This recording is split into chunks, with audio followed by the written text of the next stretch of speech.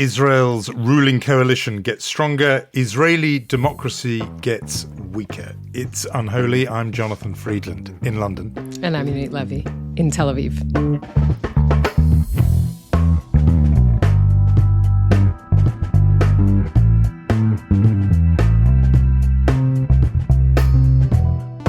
Unholy, two Jews on the news. I mean, we'll talk a lot about Israeli democracy and what's going on here, obviously. But I mean, for the world, there's only been really one story this week, right? I mean, Signalgate has taken over everything, essentially. We have our own little group chat, don't we, for Unholy? We do. And I was just thinking of how things could have gone calamitously wrong over the years if we had accidentally added, you know, somebody who'd maybe once been on or something, and we were talking about you. It's everyone's biggest nightmare that you just accidentally send an email to somebody when it's actually about them.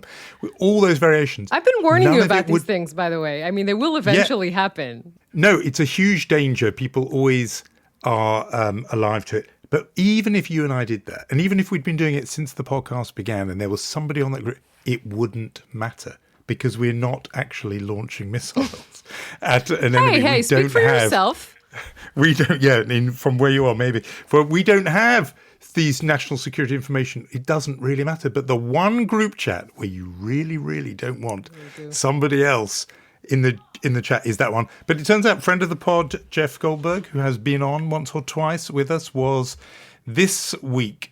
I mean, we've got to say, the journalist every other journalist was talking about, and on some level envying, because this is the story of, you know, the year, maybe the decade. And as he has been sort of saying, he didn't do anything. It just landed in his phone. I think he was in the supermarket parking lot, wasn't he, at one point, thumbing through these messages about an imminent attack on Yemen. It is such a mind blower. It's funny because one of my friends this week said to me, you know, the difference is that Israeli journalists get the secret WhatsApp messages deliberately.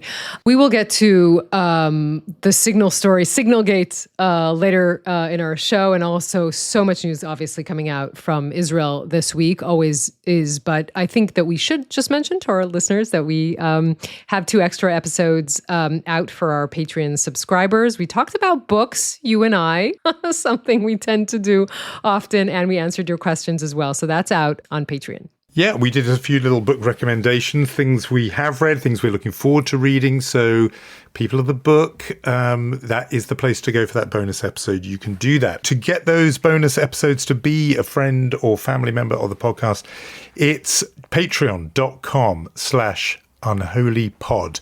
That is where you'll get all the details of how to join in and hear those episodes. We should talk about a big, big news week, Yonit. We should begin with what is going on here, really. And, you know, here I mean Israel. And the mind is a strange thing. I was traveling back exactly 2 years in time to March 27th, 2023. And I'll remind you that date was really important. It was after 24 hours of a stunning drama in Israel. The prime minister, 9 p.m., March 26th, decided to fire the defense minister, Yoav Gallant. This was also the eve of a bill that was supposed to pass and was the cornerstone of Netanyahu's judicial overhaul. It was the judges' appointment committee and to change the makeup of that committee. And when Netanyahu decided to fire Gallant, massive protests erupted spontaneously all around Israel, and that stopped Netanyahu's plans in their tracks, actually. I remind our listeners what happened is he backtracked on the judicial, put it on freeze, actually, on pause, the judicial overhaul and the firing of Yoav Gallant. Now, fast forward exactly 2 years, March 27th, as we sit here on a Thursday, Yoav Gallant is long gone. Netanyahu finally, in his mind, fired him November 2024, and of course, the judicial overhaul is back in full force, and the government, just as we speak, passed in the morning, very early hours of the morning, passed the new makeup of the Judicial Appointments Committee, different from the other bill, but it will give politicians much more power in appointing judges. And of course, we should also mention that the budget, which could have been a huge obstacle for Netanyahu's government, Netanyahu breezed through that as well. So he emerges from this much stronger than he was a few days ago. Yeah, I mean, you're casting your mind back 2 years, and It's exactly right. That was such a big and dramatic moment, and my mind goes back a little bit to, as we often do almost every day. It goes back to October the 7th, and among all the other feelings and reactions, I think there were two assumptions that people made then. One, surely even he, Netanyahu, could not survive this happening on his watch politically. Surely, if somebody had said to you, would he be prime minister in 18 months? You just thought, no, even he can't get out of this. But the other one was, okay, at least, as it were, the one thing you can be certain of is the judicial coup is over. He can't possibly advance that now when the country has withstood this deep, deep trauma. The notion of dividing the country again, or of trying to, ride roughshod over the constitution when the country is reeling like that. And of course, he'd been warned, and it seemed obvious that it was all this stuff, the attempt to, rewrite the basic sort of unwritten constitution of the country, that had left the country divided and therefore exposed to attack. The man who warned him actually was Yoav Gallant himself, right? If we travel Gallant in was time saying, 2 years. and that was it was one of the things that led up to the firing, was that he was saying we cannot guarantee our security. And it was around the time where elite fighter pilots were saying they wouldn't turn up for training and so on. So that left the country vulnerable. There was a link. It was said initially by the government, okay, the judicial plans are on hold. We're not going to advance with that. And you thought, okay, at least there's not that to deal with on top of everything else. It is extraordinary to me that the war that started on that day is still ongoing. He is still there, despite the fact that everyone else, one by one, politically has been taken out since October the 7th, all the other national security leaders, the leadership of the military and so on. He's still there, but also that they dare to come back with this that was so decisive and arguably was one of the things that led to the exposure, the vulnerability on October 7th. Yet here he is coming back with it and not just coming back with it, getting away with it. I mean, last time, as you say, they were in the streets, Israelis, to stop it and in some ways succeeded. Now, I think, as you and I talk, it happened just yesterday, but it will be in the middle of the week as people see it, passing this change to the committee, the method of appointing judges. There you saw them all, the leaders of the coalition, Ben Gvir and the others, slapping each other, Smotrich, slapping the Prime Minister on the back, congratulations, because now politicians will appoint the judges, a basic principle of separation of powers in a liberal democracy. So whether you go back 2 years ago or 18 months, I think few people would have realized that we would be where we are right now. Yeah, and by the way, you mentioned Bezalel Smotrich. There's a quote of his that came out a few months ago from the very first meeting after October 7th, and he said it will take 48 hours and the people will demand that we resign and they will be right. Smotrich is still the minister, as you say, Netanyahu is still the prime minister. But I think it's important to illustrate that the Israeli public, however exhausted it is by the war and by October 7th, is still, fighting what is going on here. I mean, there are large parts of the Israeli people that are in the streets that protest what is going on. And as we said, there is a showdown along the line. It might take a few weeks, but the fact that Netanyahu, it's not only the judicial overhaul anymore, right? The government began the ball rolling this week on dismissing the attorney general. It already made the decision to dismiss Ronen Bar, head of Shin Bet. We talked about the significance of that. He is the head of the domestic security service. This will arrive in the Supreme Court, sitting as a high court of justice, as it does in this country when these decisions are very important ones. By the way, there's already an injunction against firing him right now, a provisional injunction. But this, in a matter of weeks, can reach this sort of collision course between the court and the government. So this is not over at all, right? I mean, we're talking about this as if it is something that is already written. It is not. Absolutely, it's unfolding. I mean, it can be a strange sort of whiplash thing at the moment of if you're, as I think both of us do, covering and following what's going on in the United States and what's happening in Israel simultaneously. the two are moving along the very, very similar tracks where you have these leaders who are defying or daring to defy the judiciary in different ways. So your point there about what if the court in Israel says, no, you can't fire Ronen Bar or the Attorney General, or even make this change in how judges are appointed, that you have exceeded your legitimate power under our system. What do then the executive, in the form of Netanyahu in Israel and Donald Trump in the United States, what do they do with that decision? And of course, in the past, 3 years ago, 5 years ago, 10 years ago, you'd have said, well, obviously they comply with it. That's just the system. Now, in neither country can you be sure of that. In the United States, you have J.D. Vance, even before they won the election, saying, well, how does the Supreme Court enforce a decision? They don't have any battalions. They've got a few U.S. Marshals. How would they do it? And and you have a similar defiance from Netanyahu. I think these two things are linked. I think Netanyahu is emboldened by what he is seeing in the U.S. It sort of legitimates a form of behavior that I think even he did not quite dare to do before. So on the one hand, you've got in Israel, they were thinking about how do we pick the judges. Where Donald Trump has got to is why follow them at all? Why not just ignore them? But these two things are feeding on each other. They're accelerating. And I do think the actions of the US president, we've talked about it in other contexts, are giving cover for this process of a power grab by the Netanyahu coalition. I think a step towards authoritarianism, but it's happening in both countries and it's moving symbiotically. It's definitely true that Netanyahu feels emboldened by Trump, and there are many actions. I remind you that the Biden administration, while the judicial overhaul was unfolding, in certain places pressed the brakes on what Netanyahu was trying to do. This is not an administration in Washington that would do that. But I would want to highlight, if we are having this conversation, what the differences are.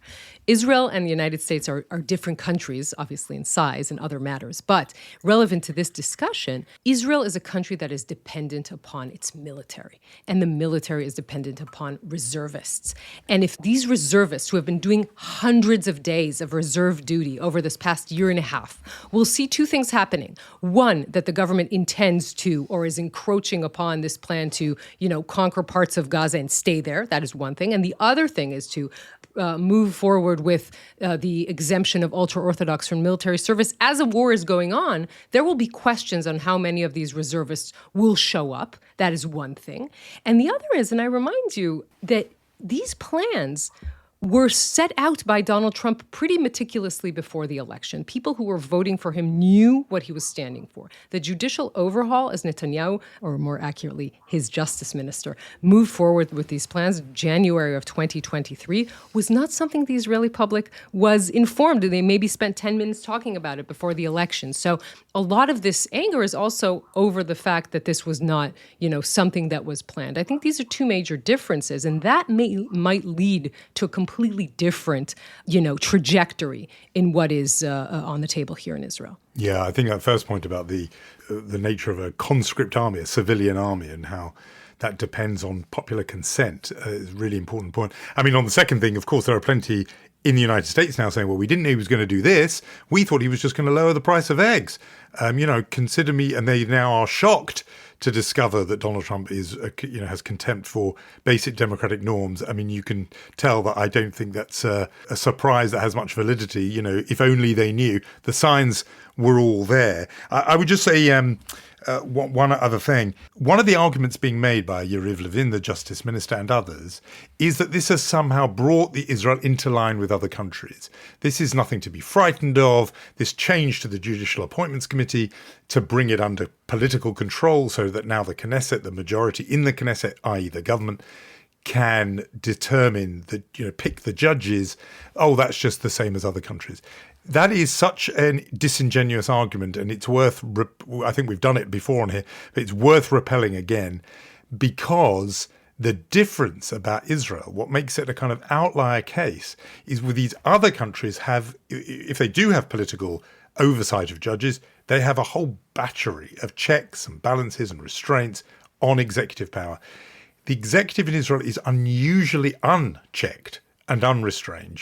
Just to pick one small example, a single chamber parliament. There aren't two houses like in Britain or in America or France, other places, where one holds, the other in check. Instead, the judges were it. They were the only real break on executive power.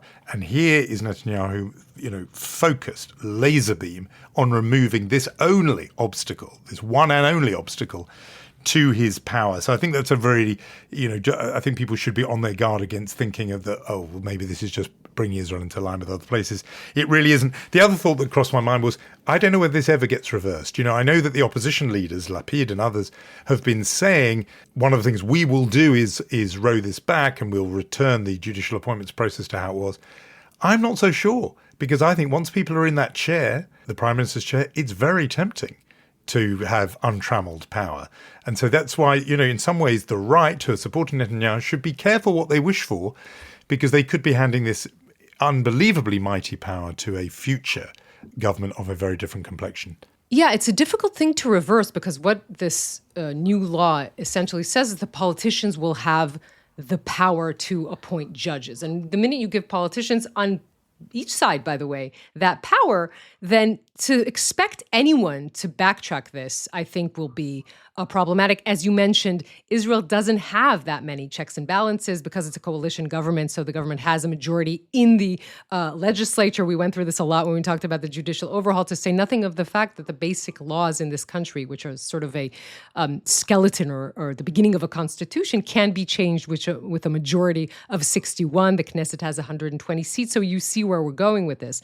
I do want to, mention the fact, and there is some sort of perhaps people looking from the outside expecting the protest movement that you saw when Yoav Gallant was fired feel this sort of despondency. But the point is, that, of course, the Israeli public is exhausted. But I think more to the fact, there are thousands of people in the street protesting what is going on now, not only in Tel Aviv, also in Jerusalem and in other places. When you look at every poll, the majority of the Israeli public is not, is diametrically opposed to what the coalition is doing in many areas.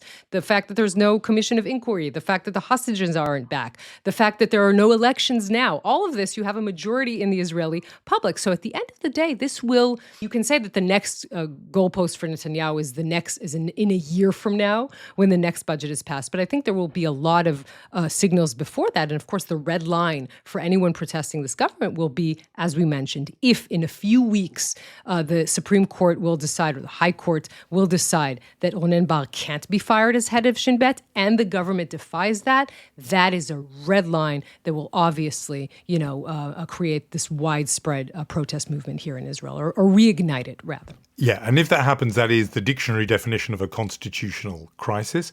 But I think the point you just made before that actually is really important, because that's a democratic crisis. When the public feel sentiments X, Y, and Z, and the government is doing not X, not Y, not Z, and that keeps going on for a year, for 2 years, that leads to a sense of, well, it can be just resignation and defeatism in the public, where people just walk away from the democratic process, think it just doesn't make any difference. That's bad in itself, but it can have other implications that are even worse than that if people begin to feel the system is that unresponsive. I think Israel has felt like that since October 7th in a way, maybe even before with the judicial coup process. But this notion that everyone thinks one thing, not everyone, of course, but healthy majorities think. The most obvious example is bring the hostages home, the commission of inquiry, and nothing happens. And instead they just see pictures of these people who they associate with the fringe, Smotrich and Ben-Gvir, slapping each other's backs. I think that's a real challenge for Israel. So you've got both going on at once, constitutional crisis and democratic crisis. That is quite something.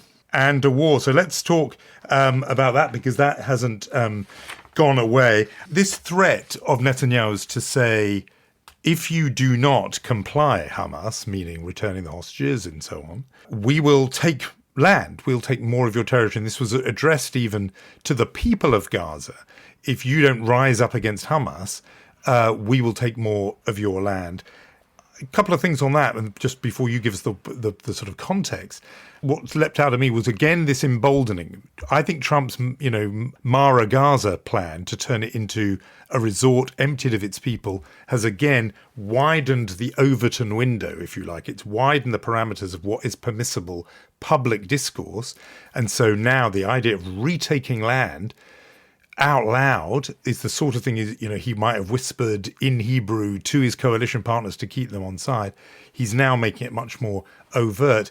It's partly because Trump has said, I want Gaza and emptied of its people. I also think actually the rhetoric around America taking Greenland and making Canada a 51st state, and we're going to get the Panama Canal back, it's suddenly broken what was a taboo, which is countries can't take other people's land just like that.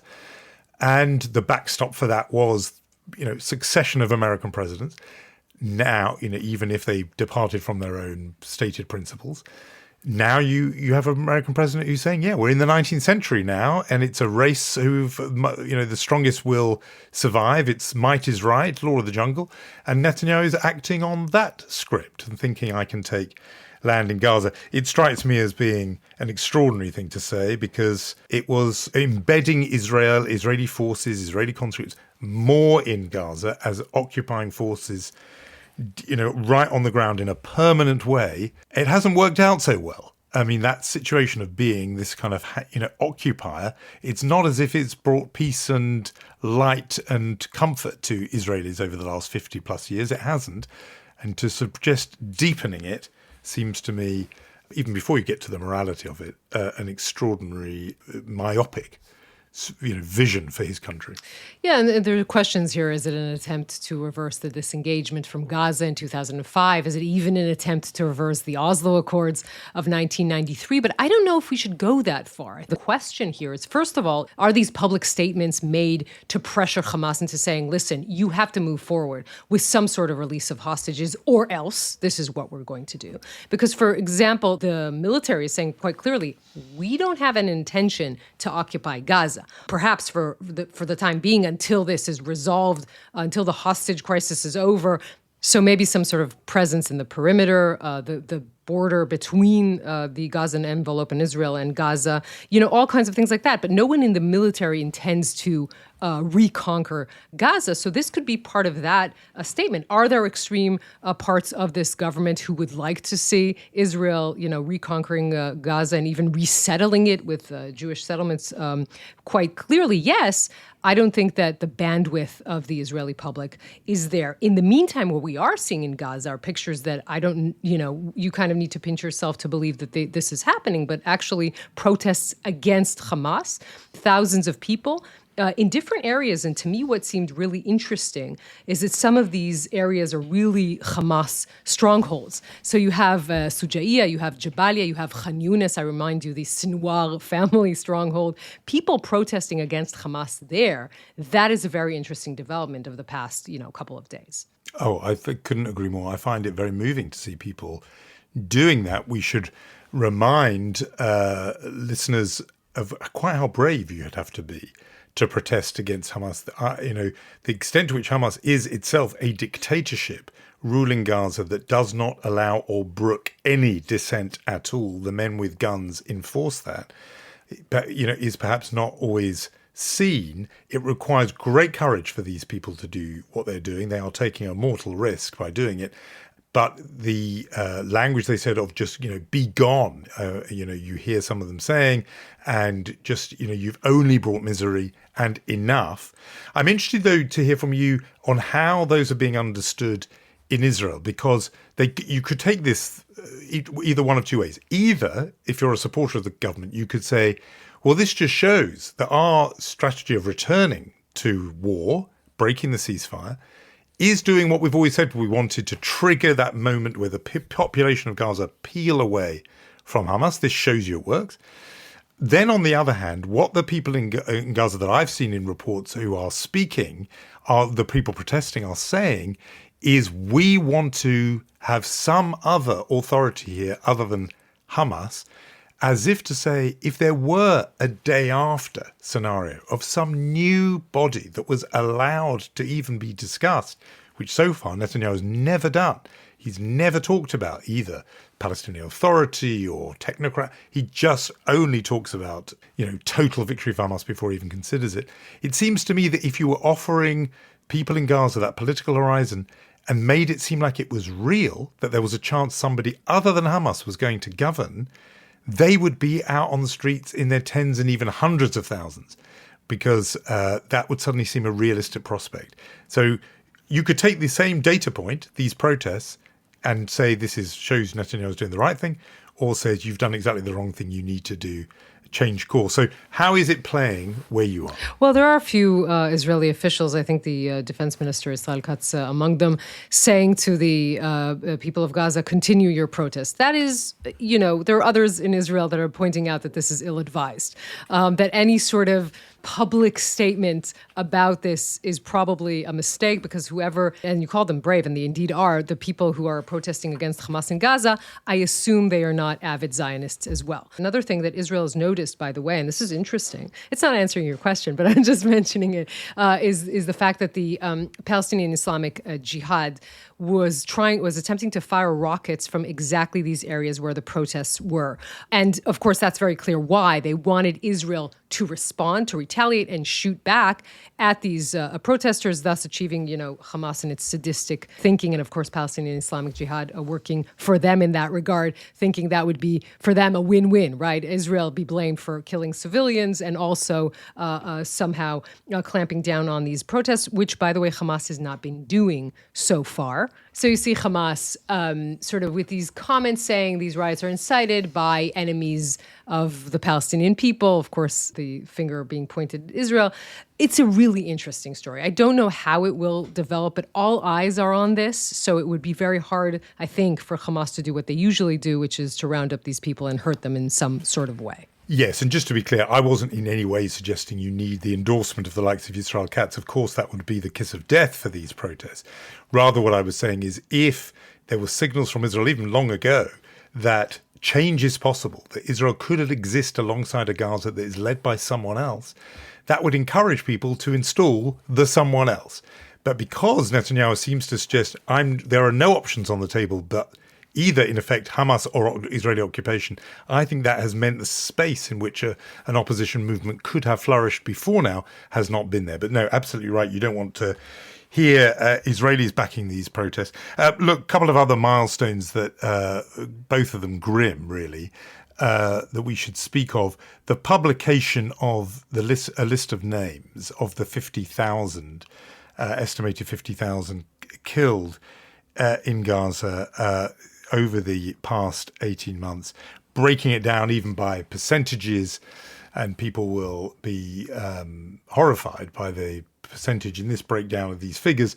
And the figure that leaps out inevitably is 31%, according to this tally, are estimated to be deaths of children, people under 18. People are obviously going to dispute these figures and these totals and identities, but it is just it's caught a lot of attention, and inevitably so, because it has got people to focus on those who have been at the sharp end in this battle between Hamas and Israel over the last 18 months, and those are tens of thousands of people killed. Not all of them civilians, of course not, but a good number of them were, and their deaths deserve to be recorded.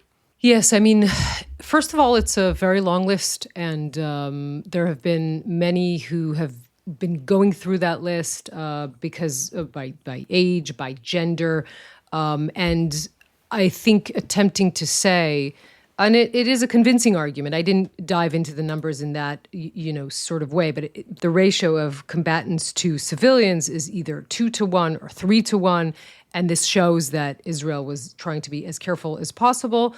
Important point, but doesn't change the fact that there are a lot of people dead in Gaza, that this war is a horrible thing, and that the wars in general are a horrible thing. And I think that just seeing the long list, and we should say that there are names and there are ages, and that it's a long thing. It's not obviously still being compiled, but it does make the point that many in this country have been saying as well, that this war should be over. That first and foremost, Hamas need to release 59 Israeli hostages who, as the days go by and as the hostages coming back talk more and more, you realize that have been held in the most subhuman conditions that one could think of, and that this in some way needs to be resolved. Yeah, and as you say, it's still going on, but it's 1,500 pages this goes to. And people, of course, are going to argue about it, just as they will argue about those ratios. I mean, here the claim is that 1 in 3 of those killed were not just civilians, 1 in 3 were children. The argument for people putting out these figures is that it's the proportions of combatant to civilians is worse than the calculations that you mentioned just before. All of this is contested. Inevitably, 1,516 pages of names. It's a very hard thing to look at. Before we leave this, we should just talk about this very grim postscript to the Oscars and the Oscar winner, the documentary film. I think you and David talked about it on the podcast when I was not here. There's obviously been competing reports. What exactly was it that happened in the West Bank this week? The story that came out is that Hamdan Bilal, who directed No Other Land, that won an Oscar, was arrested, and that he was arrested after settlers attacked him. The Israeli version also added that he threw stones at soldiers. The point is that this obviously went around the world in an instant. Yeah, I mean, the version that went around the world is, Oscar winner is beaten by Israeli soldiers with rifle butts following the settler attack. I mean, inevitably, once he was the winner of an Academy Award, everything that happens to him is going to be international news. But it does put a spotlight, as you say, onto some of whether there is a kind of mood of impunity among some of those settlers when they have champions of theirs right there in the government and now back as National Security Minister Itamar Ben-Gvir, who we know has a whole history of encouraging, settler vigilantism and so on. And he certainly will not be, if you're looking for him to, prosecute those people responsible for an attack like this, don't hold your breath is all I would say on that. But yeah, that's bound to make news around the world, and it did. Let's talk about the Signal story. Can we do that? I've been waiting the whole episode to talk about the Signal story. Can we? Yes. No. Go on. And I'm interested to know. People have been asking me: has anything like this, journalistically, ever happened to you, where something has fallen into your lap really accidentally? In other words, it's not a leak where someone wanted you to know something, because that happens, but rather somebody has accidentally given you unbelievable information. Yeah, I mean, even before we get to the fact that Jeffrey Goldberg, editor-in-chief of The Atlantic, was brought into this conversation inadvertently, I think the fact that they were having this conversation on Signal, this is the starting point from this story, and it does show. And, I was speaking to a friend in Washington, admittedly not from the Republican side, but he said to me, just think of how this indicates the laziness. Obviously, if you are having a classified call, you need to be at work, because the apparatus to set up this kind of classified call would be there. And by the way, if that had happened, they would never have made this mistake with Jeffrey Goldberg, because he's not on the classified system contact list. I mean, that is to begin with the problem, right? And then when you add on to the fact that they made this mistake with Jeffrey. Yeah, and just remember, this is the same Republican Party, by the way, that maybe won an election in 2016 on Hillary's emails. Remember that, everyone? That the FBI opened an investigation days before the November 2016 election because she had handled completely non-classified material, by the way, on a domestic server. But these were government emails, and that everyone was horrified by. But actually operationally conversing about an attack that is minutes, hours away, talking about targets, talking about exact weapons on a glorified commercial chat service. I agree with you about laziness. That's interesting. Even if they weren't in the office, by the way, there is a whole sort of kit and apparatus for having these conversations. It's obviously just not as easy. It's not as handy. I thought many things came out of it. One that I don't feel people have paid much attention to is apparently J.D. Vance is now the senior decider in the American government. He goes, let's go, having been persuaded by Pete Hegseth. And Hegseth's very excited and, he's jumping up and down and it's emojis firing off everywhere, as if J.D. Vance is the man who has to give the order. I find that interesting, that, it's not, I will go back to the president and see what he says. It's, okay, let's go. As if he's in charge. The other thing I thought was, it is so obviously illegal what they did. People have made the point that people much more junior to them, either in the CIA or in the military, if they were found to have mishandled confidential material of this nature, literally the target, where and when we're going to do it, they would be drummed out of their jobs with, dishonorable discharges. And instead, They're all still there. Donald Trump is standing by them. And nobody is saying, oh, I wonder if Kash Patel at the FBI is going to do what James Comey did to Hillary Clinton and without fear or favour launch an investigation into these people. Of course he won't, because he is just yet another sycophant to the president. But that just shows you how far we've come in a few years. I found it jaw-dropping. Of course, there's also the content. I mean, talking about the Europeans as freeloaders, and yes, it makes me sick, says Hegseth, I share your loathing, it's pathetic. And you should have seen some of the sort of European politicians who publicly have to say our relationship with the United States is very close, knowing this is how they speak about them in private. So it's it's a gift that keeps on giving. You just can read these messages for hours on end, but it's an extraordinary story. I mean, and you said nothing of the fact that after, right, the administration confirmed the authenticity of these messages, you had the Secretary of Defense coming out and talking about Jeff Goldberg, saying he's a deceitful, a highly discredited so-called journalist. I mean, you think of the image that goes through my mind, if you sort of find this equivalent, is that, Pete Hegseth is driving in a car and Jeff Goldberg happens to be there and he runs through red light after red light. And when he's caught, he doesn't say, I'm sorry, or I made a mistake, or this won't happen again. He points to the journalist and says, it's your fault. I mean, look, I think that this scandal is an American scandal, but it's probably best explained by an Israeli term. And that term is, our Israeli listeners might appreciate this, the term is shchuna.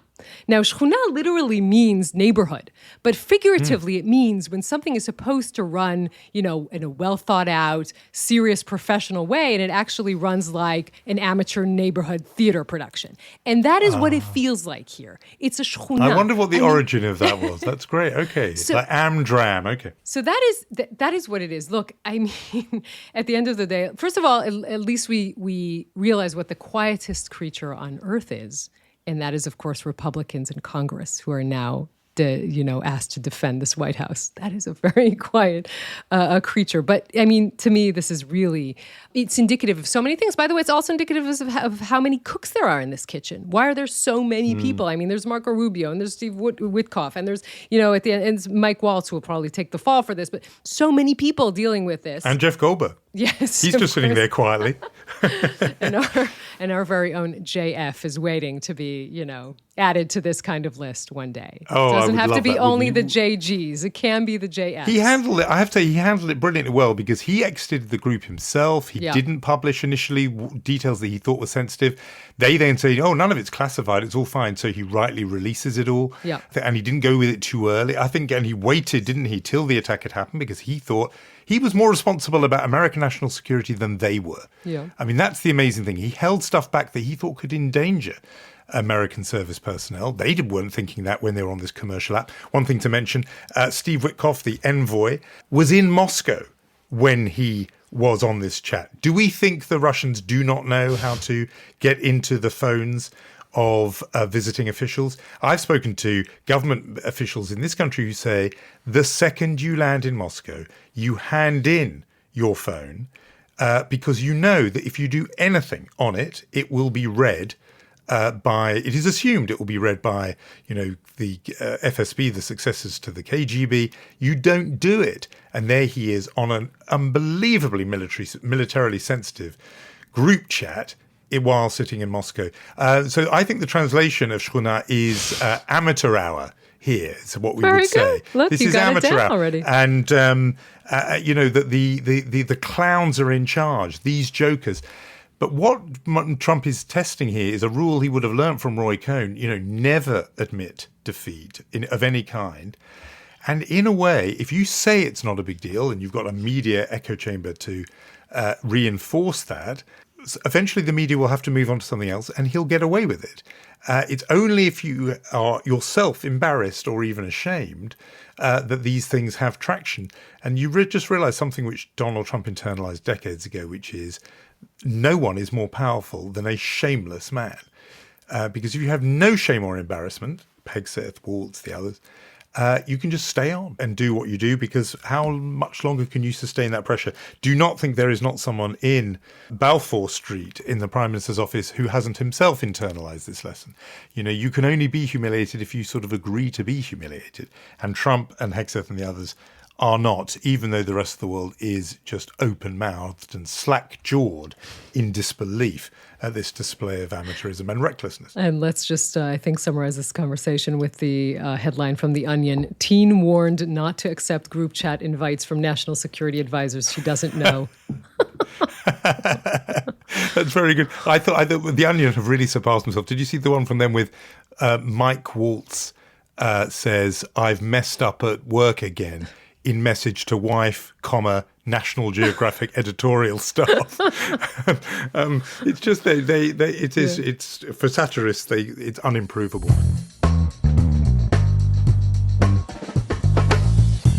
It's time for our weekly awards, I think, and not much contest for the chutzpah nomination. I think it should go to Israel's Diaspora Affairs Minister Amichai Shikli. In this regard, if you organise a conference on antisemitism, it's a bit of a chutzpah to invite antisemites. You know, it's not really the idea of having a conference on the menace and danger of antisemitism in Israel, hosted there, and to invite a whole cast of characters who are, who have big question marks over their own record on this subject. So it's the International Conference on Combating Anti-Semitism. It's been happening this week in Jerusalem. A whole lot of people who you might have expected to be there instead stayed away. You know, BHL, Bernard-Henri Lévy of France, Britain's chief rabbi, the ADL leader Jonathan Greenblatt. They all stayed away in protest. Why? Because among those billed to attend the conference were leading figures from Europe's far-right parties. The National Rally Party in France are there, Vox in Spain, Swedish Democrats, Viktor Orban of Hungary's Fidesz party, Jean-Marie Le Pen's granddaughter. This is like a kind of, the bar scene from Star Wars of the European far right, including people who have either got really dubious past themselves or continue to have, anti-Semitic adjacent or full-blown anti-Semitic positions, sometimes openly Nazi politics, some of these parties. And there they were, invited to take part in a conference on anti-Semitism. No wonder those people stayed away. A few basic things some of the European Jewish communities have been saying. These parties have really dodgy past, but also are really problematic in the present. Maybe it's not known, and maybe people, Shikli certainly didn't care, but these parties give Jewish communities in those European countries a really hard time on, for example, shechita, the access to kosher meat, or the permission to wear religious headwear, meaning kippot, for men in public, or circumcision. These are all Jewish practices that are under fire from the right.